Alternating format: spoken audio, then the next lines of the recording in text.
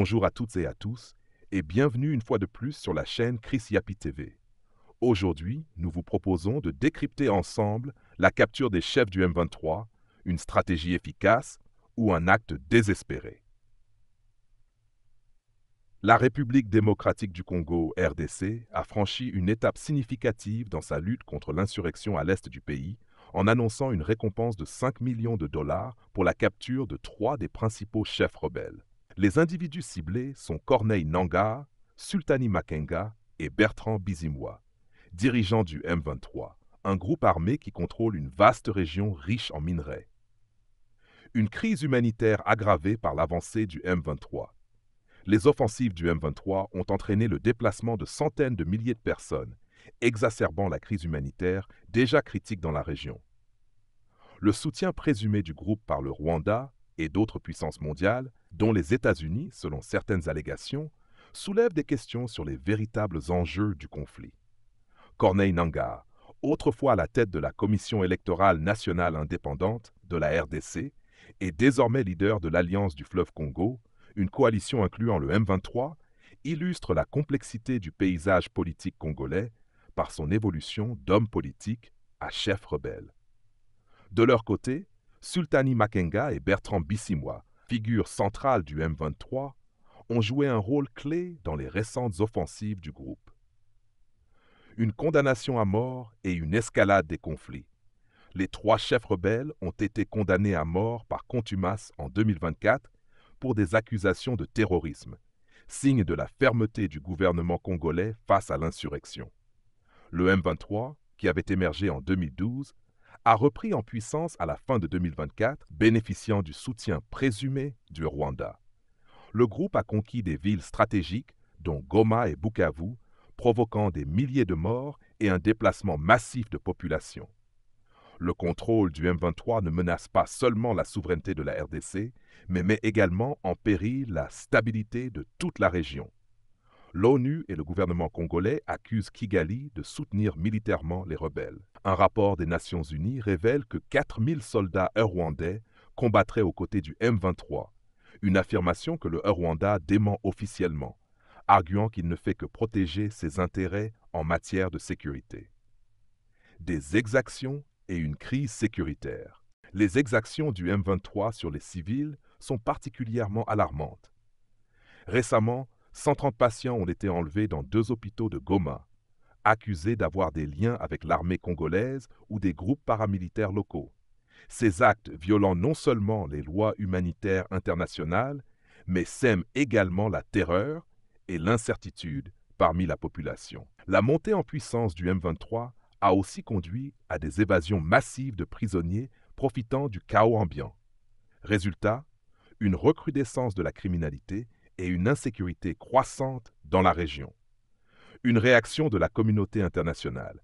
Face à cette escalade, le Conseil de sécurité de l'ONU a adopté à l'unanimité la résolution 2763 condamnant les attaques du M23 et appelant le Rwanda à cesser tout soutien aux groupes rebelles. L'ONU insiste également sur la nécessité d'une solution diplomatique pour mettre fin aux hostilités. L'est de la RDC est une région riche en or, coltan et autres minerais essentiels à l'industrie électronique mondiale. Le gouvernement congolais accuse le Rwanda d'exploiter ses ressources grâce à son soutien au M23, une accusation que Kigali réfute fermement. Ce volet économique du conflit complexifie encore davantage la recherche d'une paix durable. Une récompense de 5 millions de dollars, une solution efficace? Historiquement, les offres de récompenses financières pour la capture de chefs rebelles ont rarement porté leurs fruits. Nombre de seigneurs de guerre parviennent à échapper à la justice grâce à des alliés influents et des réseaux de financement internationaux. Les dirigeants du M23 ne sont pas de simples fugitifs.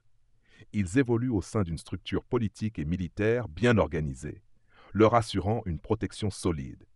Sans une supériorité militaire ou une intervention internationale décisive, la promesse de 5 millions de dollars risque de rester symbolique plutôt que réellement efficace. Cette mesure affaiblira-t-elle le M23 et rétablira-t-elle la stabilité en RDC? Ou s'agit-il d'un ultime geste désespéré sans impact réel? Donnez votre avis dans les commentaires. En mars 2025, le M23 a consolidé son emprise sur l'est de la RDC, notamment après la prise de Goma et Bukavu début 2025. Ces avancées ont coïncidé avec le retrait progressif des troupes de la SADC, Communauté de développement de l'Afrique australe, décidé le 13 mars 2025 suite à des pertes significatives. Au moins 19 soldats sud-africains, malawites et tanzaniens. Parallèlement, des pourparlers directs entre la RDC et le M23, prévus pour le 18 mars à Luanda sous la médiation de l'Angola, ont été annoncés, mais le groupe rebelle a finalement refusé d'y participer, accusant des institutions internationales de saboter les efforts de paix. Identité des chefs ciblés. Ancien président de la CENI 2015-2020, il a rejoint la rébellion en formant l'Alliance du fleuve Congo, une coalition politico-militaire incluant le M23. Sa condamnation à mort par contumace en 2024 reflète la rupture totale avec le gouvernement de Félix Tshisekedi. Commandant militaire historique du M23, il est revenu sur le devant de la scène après des années de discrétion. Il est accusé d'orchestrer les opérations militaires récentes. Bertrand Bisimwa, président politique du M23, il représente la branche diplomatique du mouvement et a souvent revendiqué les succès du groupe, comme forcé Tshisekedi à négocier. Efficacité ou désespoir. La récompense de 5 millions de dollars, annoncée début mars 2025, intervient dans un contexte où l'armée congolaise, FARDC, a subi des revers majeurs, avec des défections comme celle du groupe Kabido vers le M23. Historiquement, des primes similaires, par exemple contre Joseph Kony de la LRA, ont eu un impact limité sans appui militaire conséquent. Le M23 bénéficie d'un soutien logistique et financier présumé du Rwanda, estimé par l'ONU à environ 4 000 soldats, et des revenus mensuels de 800 000 dollars via le commerce illégal d'or. Cette structure rend la capture des chefs improbable sans une opération d'envergure internationale.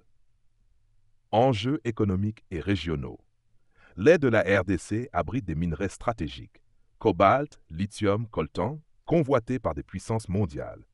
Les accusations contre le Rwanda d'exploiter ses ressources via le M23 sont récurrentes, bien que Kigali nie et justifie sa présence par la menace des FDLR, rebelles Hutus liés au génocide de 1984. Les États-Unis, récemment sollicités par la RDC pour un partenariat minier en échange d'aide militaire, restent prudents face à l'instabilité. Crise humanitaire. Depuis janvier 2025, le M23 est responsable d'environ 7 000 morts et de plus de 700 000 déplacés, selon les estimations du gouvernement congolais. Les exactions, comme l'enlèvement de 130 patients à Goma, ont été documentées par la BBC et Al Jazeera, accentuant la pression sur Kinshasa pour agir. D'accord, Monsieur le Président. On constate que beaucoup de nos frères et sœurs ne sont pas à l'école à cause du terrorisme. Que prévoyez-vous pour accompagner et faciliter leur scolarisation? Vous avez parfaitement raison. Beaucoup ont été déscolarisés de force à cause de ce phénomène qui nous endeuille. Je pense qu'à cette rentrée, nous avons quand même pu faire ouvrir beaucoup d'écoles. Mais il faut dire que l'ambition pour nous, c'est de pouvoir créer des écoles modernes. Des écoles modernes, en ce sens, il faut d'abord créer de vraies agglomérations où l'on doit mettre toutes les structures socio-professionnelles. Et l'école en fait partie. Nous réfléchissons tous les jours à créer des écoles modernes parce qu'aujourd'hui, il y a beaucoup de villages où les gens ne peuvent pas retourner ou qu'ils ont dû abandonner. Actuellement, les gens sont dans certains centres. On a créé un cadre pour que les gens puissent étudier, mais ce n'est pas le meilleur cadre pour nous.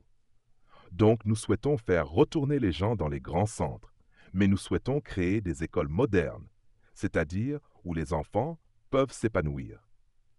Il ne s'agit pas d'avoir une classe avec des effectifs énormes et une rhétorique où les instructeurs ont du mal à instruire.